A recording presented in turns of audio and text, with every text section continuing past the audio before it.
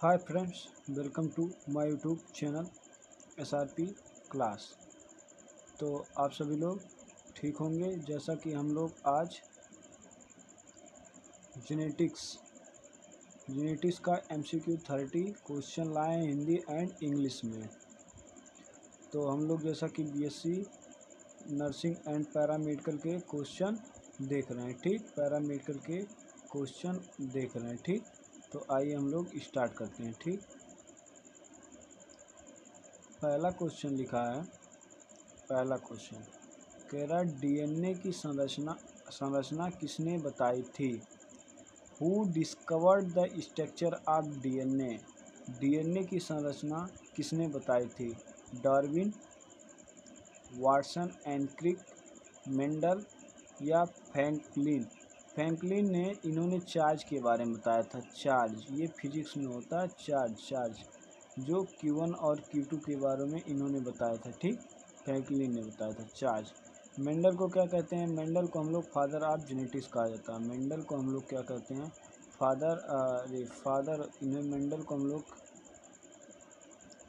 Father of genetics कहा जाता है। फादर ऑफ जेनेटिक्स कहा जाता है। मेंडल को फादर ऑफ जेनेटिक्स कहा जाता है। तो डीएनए की संरचना के बारे में वाटसन एंड क्रिक ने बताया था, ठीक। तो इसका आंसर नंबर हो जाएगा, इसका आंसर नंबर हो जाएगा हमारा बी, ठीक। इसका आंसर नंबर हो जाएगा हमारा बी, ठीक। फिर दूसरा नंबर क्वेश्चन कह रहा है कि अनुवांशिकी का जनक किसे कहा जाता है। अनुवांशिकी की जनक किसे कहा जाता है। Who is called the father of genetics. Genetics के पिता किसे कहा जाता है। चार्ल्स डार्विन को, ग्रेगर जॉन मेंडल को, या वाटसन को, या लैमार्क को। तो अभी हम बताए थे कि फादर ऑफ जेनेटिक्स किसे कहा जाता है। तो फादर ऑफ जेनेटिक्स हमारे ग्रेगर जॉन मेंडल हैं। तो इसका आंसर नंबर हो जाएगा, इसका आंसर नंबर हो जाएगा बी। इसका आंसर नंबर हो जाएगा बी, ठीक। तीसरा क्वेश्चन कह रहा है डीएनए का डबल हेलिक्स संरचना कब खोजी गई थी। When was DNA double helix covered. DNA की डबल हेलिक्स संरचना कब खोजी गई थी। 1928 में, 1944 में, 1953 में, या 1962 में। तो 1928 में एक वैज्ञानिक आए थे, ग्रिफिथ थे। उन्होंने अपना एक्सपेरिमेंट किस पे किया था। चूहों पे एक्सपेरिमेंट कहा। चूहा पर उन्होंने एक्सपेरिमेंट किए थे ग्रिफिथ ने, ठीक। तो डीएनए का जो डबल हेलिक्स संरचना है वो 1953 में खोजी गई थी। तो इसका आंसर नंबर हो जाएगा हमारा सी। इनका आंसर नंबर हो जाएगा हमारा सी, ठीक। 4 नंबर क्वेश्चन कह रहा कि मेंडल ने प्रयोग किस पौधे पर किया था। जो मेंडल हैं वो on which plant and Mendel perform the experiment. Mendel ने अपना प्रयोग किस पौधे पर किया था। मक्का पे, मटर पे, सरसों पर, या गेहूँ पे। तो मेंडल को भी हम लोग क्या बताएं, हम लोग बताएं कि फादर ऑफ ये जेनेटिक्स हैं। ये फादर ऑफ जेनेटिक्स इन्हें कहा जाता है। मेंडल को फादर ऑफ जेनेटिक्स कहा जाता है, ठीक। तो मेंडल का पूछ रहा कि मेंडल साहब ने किस किस प्लांट पे एक्सपेरिमेंट किया था। मक्का पे, पी प्लांट, या सरसों मस्टर्ड, या गेहूँ को वीट कहा जाता है, ठीक। तो जो मेंडल थे इन्होंने हमारे पी प्लांट पे एक्सपेरिमेंट किया था। पी प्लांट पे एक्सपेरिमेंट किया था। तो इसका आंसर नंबर हो जाएगा बी। पी प्लांट पे एक्सपेरिमेंट किया था। पी प्लांट का साइंटिफिक नेम क्या होता है। पाइसम सटाइवम होता है। पाइसम सटाइवम होता है। पाइसम सटाइवम होता है। पी प्लांट का सटाइवम होता है, पाइसम सटाइवम होता है, ठीक।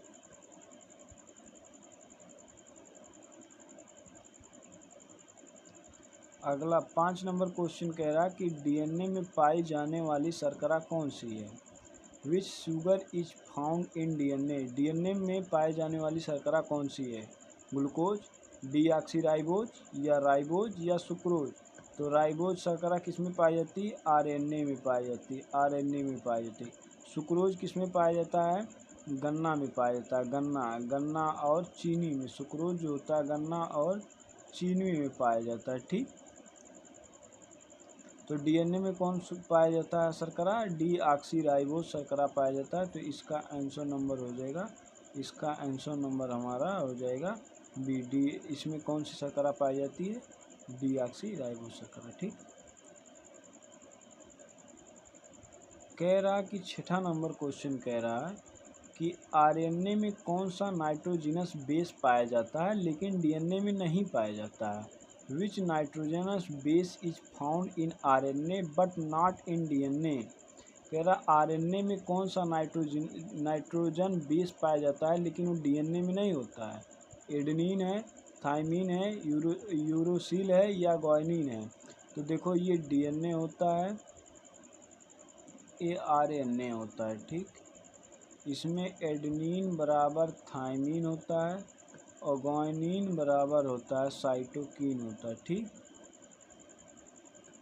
आरएनए में ए बराबर यू होता है और सी बराबर जी होता है। ठीक, तो डीएनए में एडेनिन और थाइमिन पाया जाता है लेकिन आरएनए में थाइमिन के दर पे हमारा क्या पाया जाता है? यूरोसिल पाया जाता है। तो वही पूछ रहा कि आरएनए में पाया जाता है बट डीएनए में नहीं पाया जाता। तो आरएनए में हमारा क्या पाया जाता है?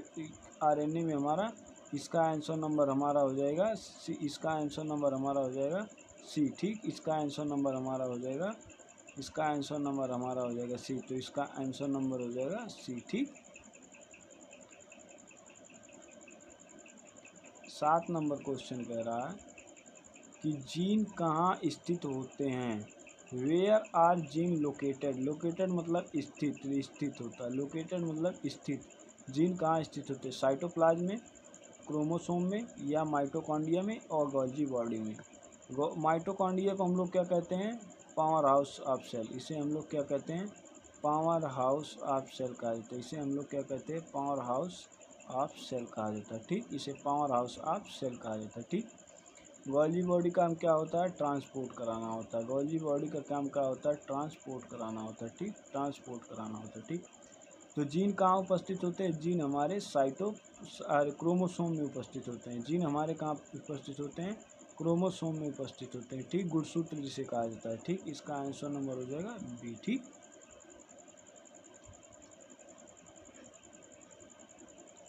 8 नंबर क्वेश्चन कह रहा है कि मेंडल का पहला नियम क्या है? What is the Mendel first law. Mendel का पहला नियम क्या है? वंशागत का नियम, लॉ ऑफ इनहेरिटेंस। दूसरा पृथक्करण का नियम, लॉ ऑफ सिग्रीगेशन। तीसरा स्वतंत्र वर्गीकरण का नियम, लॉ ऑफ इंडिपेंडेंट असॉर्टमेंट का नियम। चौथा प्रभुत्व का नियम, लॉ ऑफ डोमिनेंस। तो मेंडल का पहला नियम क्या है? तो मेंडल का पहला नियम हमारा लॉ ऑफ डोमिनेंस है, प्रभुत्व का नियम होता है। ठीक, तो इसका आंसर नंबर हमारा हो जाएगा डी। इसका आंसर नंबर हो जाएगा डी। ठीक,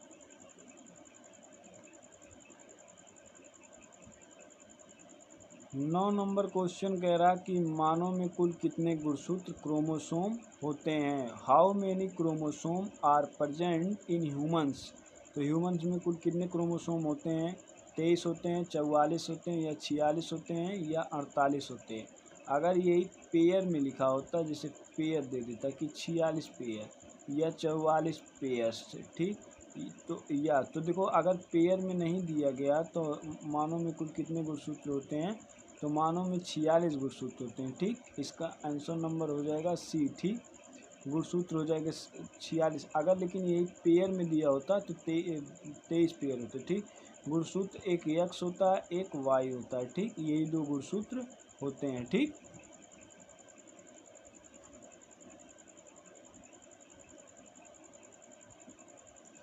10 नंबर क्वेश्चन कह रहा कि डीएनए प्रतिकृति से रिप्लिकेशन किस चरण में होता है? डीएनए का प्रतिकृति किस चरण में होता है? DNA replication occurs in which phase. DNA का प्रतिकृति या रिप्लिकेशन किस चरण में होता है? G1 में, G2 में, एस फेज में, एम फेज।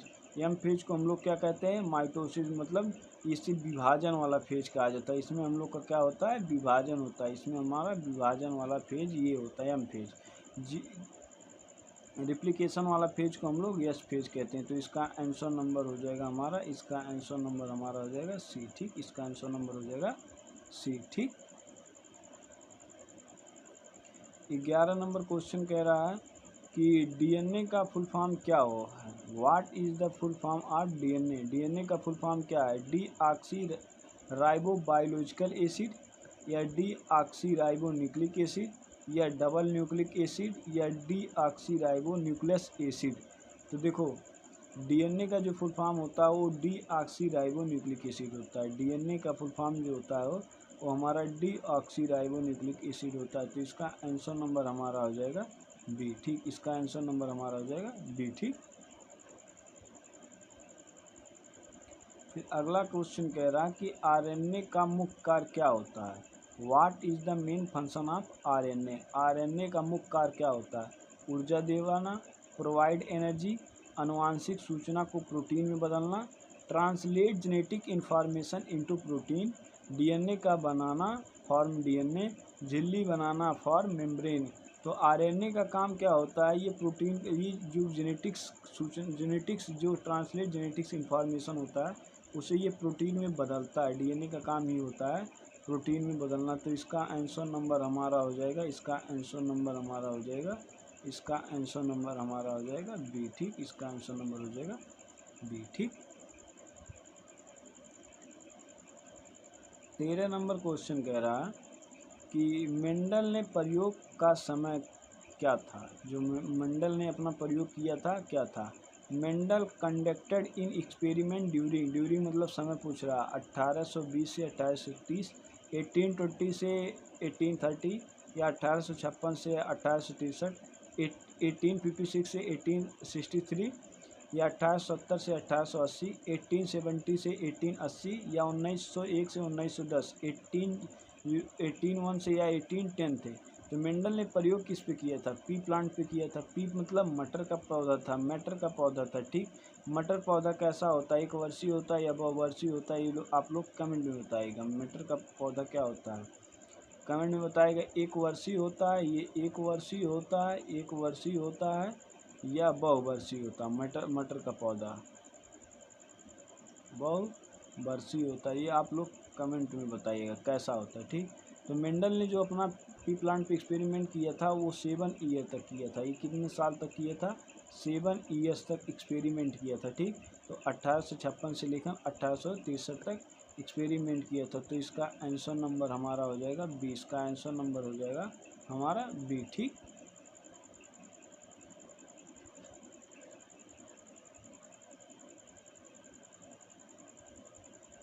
कह रहा 14 नंबर क्वेश्चन, मानव का लिंग निर्धारण किस पर आधारित है। Human sex determination is based on. जो ह्यूमन का सेक्स डिटर्मिनेशन है वो किस पे बेस्ड होता है, एक्स और वाई गुणसूत्र, एक्स और वाई क्रोमोसोम पे, डीएनए और आरएनए पे, ऑटोसोम से, या माइटोकॉन्ड्रिया से। तो देखो जो लिंग का गुणसूत्र डिटर्मिनेशन है वो माइटोकॉन्ड्रिया से लेना देना कुछ नहीं है। ठीक, ऑटोसोम का मतलब जैसे होता है ये मान लो 46 हैं, 46 को हम लोग दो भाग में करते हैं, 22 प्लस एक्स और 22 प्लस वाई। ठीक, 22 22 44, 2 46।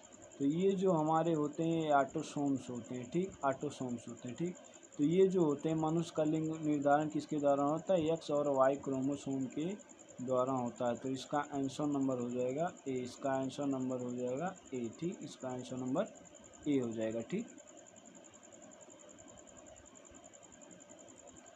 15 नंबर क्वेश्चन कह रहा है कि डीएनए प्रतिकृति की विधि है, mode of DNA replication. Replication की कौन सी विधि है। डीएनए जो रिप्लिकेशन अभी कर रहा था किस फेज में कर रहा था, यस फेज में कर रहा था। डीएनए रिप्लिकेशन किस फेज में कर रहा था, यस फेज में कर रहा। तो वो कह रहा कंजर्वेटिव रिप्लिकेशन विधि है, या सेमी कंजर्वेटिव, या डिस्पेरेसिव होता है, या रैंडम होता है। तो जो डीएनए प्रतिकृत होता है वो सेमी कंजर्वेटिव होता है। तो इसका आंसर नंबर हो जाएगा बी। इसका आंसर नंबर हमारा हो जाएगा बी। ठीक,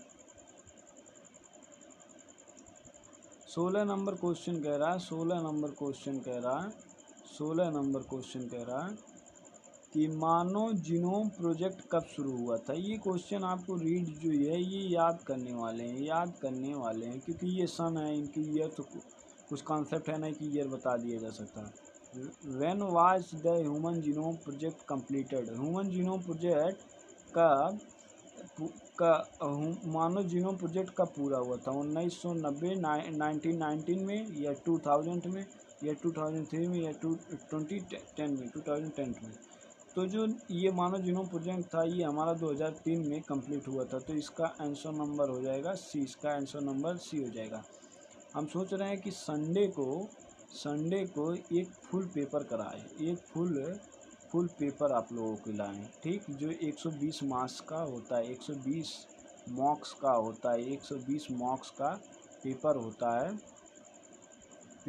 है। उसमें हम 20 क्वेश्चन बायो लाएँ, बायोलॉजी का, और 20 हम लाएँ फिजिक्स का, और 20 क्वेश्चन हम लाएँ केमिस्ट्री का, ठीक, 20 क्वेश्चन हम लाएँ नर्सिंग का, ठीक, और फिर 20 क्वेश्चन हम लाएँ जीके, और 20 क्वेश्चन हम लाएँ इंग्लिश का। तो आप लोग का 120 का पेपर होगा। आप लोग जैसा कहिए, आप लोग बताइए कमेंट में आप लोग बताइए कि हम संडे को पेपर कराएं 120 नंबर का फुल मार्क्स का, ठीक, पूरी कंप्लीट एक पेपर नंबर 1 ले आए, ठीक, संडे, ठीक, आप लोग कमेंट में बताइएगा, ठीक। 17 नंबर क्वेश्चन कह रहा है डीएनए में कौन सा बॉन्ड पाया जाता है? विच bond is present in DNA stand? DNA stand में कौन सा बॉन्ड पाया जाता है? आयनिक बॉन्ड, हाइड्रोजन बॉन्ड, या सहसंयोजक बॉन्ड, या धात्विक बॉन्ड, जिसे मेटालिक बॉन्ड कहते हैं, कोवेलेंट बॉन्ड, या हाइड्रोजन बॉन्ड, या आयनिक बॉन्ड? तो डीएनए में कौन सा बॉन्ड पाया जाता है? हाइड्रोजन बॉन्ड पाया जाता है, ठीक। तो इसका आंसर नंबर हमारा हो जाएगा बी, इसका आंसर नंबर हो जाएगा हमारा बी, ठीक।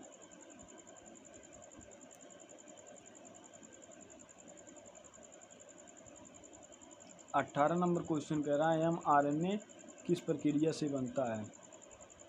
mRNA is form by which process? mRNA किस प्रक्रिया से बनता है? ट्रांसलेशन, ट्रांसक्रिप्शन, या रिप्लिकेशन, या स्पाइलिंग, ठीक।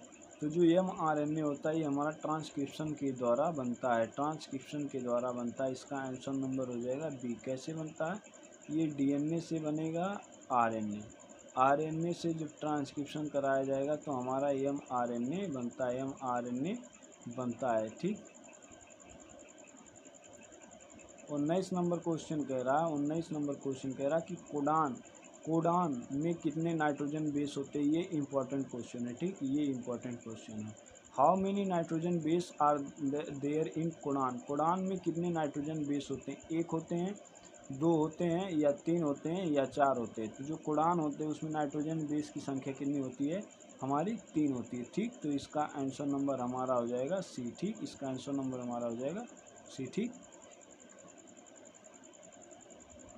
20 नंबर क्वेश्चन कह रहा है कि माइटोकॉन्ड्रिया का डीएनए कहलाता है। DNA of mitochondria is called nuclear DNA, या प्लाज्मिक डीएनए, या माइटोकॉन्ड्रियल डीएनए, या क्लोरोप्लास्ट डीएनए? प्लाज्मिक डीएनए जो होता है ये प्रोकैरियोटिक में पाया जाता है, प्रोकैरियोटिक सेल में माइटोकॉन्ड्रिया प्लाज्मिक डीएनए पाया जाता है, ठीक।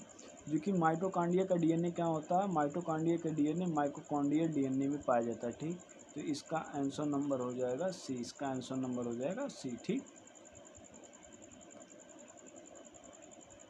21 नंबर क्वेश्चन कह रहा है टीआरएनए का कार्य क्या है? फंक्शन ऑफ टीआरएनए का कार्य क्या है? डीएनए सिंथेसिस, या अमीनो एसिड ट्रांसपोर्ट, या एनर्जी प्रोडक्शन, या प्रोटीन फोल्डिंग? तो टी मतलब क्या होता है? ट्रांसपोर्ट होता है, टी मतलब होता है ट्रांसपोर्ट होता है, ठीक। टी मतलब यहाँ आरएनए में ट्रांसपोर्ट होता है। तो क्या करता है टीआरएनए? अमीनो एसिड का ट्रांसपोर्ट करता है, ठीक। तो इसका आंसर नंबर हो जाएगा बी, इसका आंसर नंबर हो जाएगा बी, ठीक, B.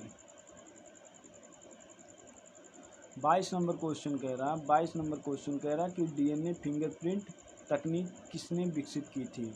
Who developed DNA fingerprint technique? तो वाटसन ने, या जेफरी ने, या फ्रैंकलिन ने, या मेसेलम ने? तो देखो ये डीएनए फिंगरप्रिंट ये यूपी नेट 2023 का क्वेश्चन है। पूछा गया था कि डीएनए फिंगरप्रिंट किसने खोजा था? तो डीएनए फिंगरप्रिंट किसने खोजा था? तो एलेक्स जेफरी ने खोजा था। ठीक, तो इसका आंसर नंबर हमारा हो जाएगा, इसका आंसर नंबर हो जाएगा हमारा बी। ठीक, एलेक्स जेफरी। ठीक,